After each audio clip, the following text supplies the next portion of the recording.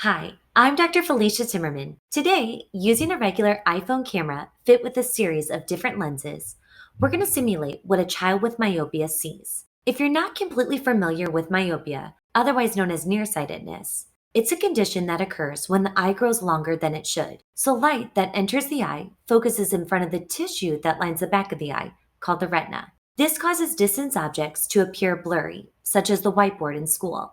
Because myopia is a progressive eye disease that can only be slowed and not reversed, there's a real benefit to early detection and treatment.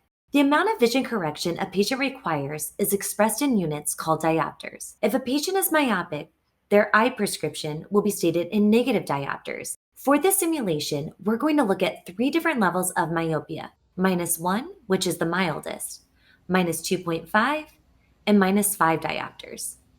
By comparing these different levels of nearsightedness, you'll get a better sense of what your child may be experiencing. So let's get started in the classroom. This is one of the situations that often leads to a diagnosis of myopia.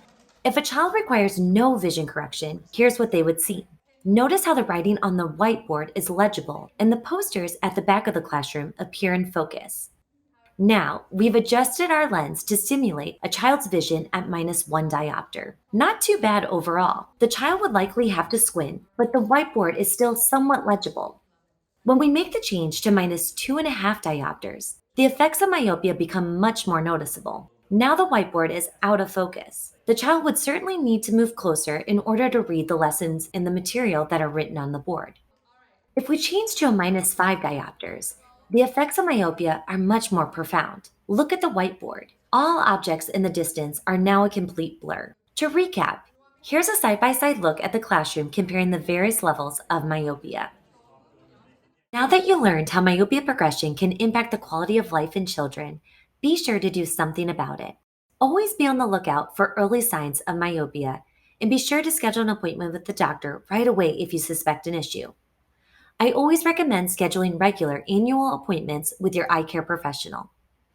And lastly, stay current on the developments of myopia management, such as the MySight one-day contact lens, the only FDA-approved contact lens to slow the progression of myopia in children 8 to 12 years old at the initiation of treatment.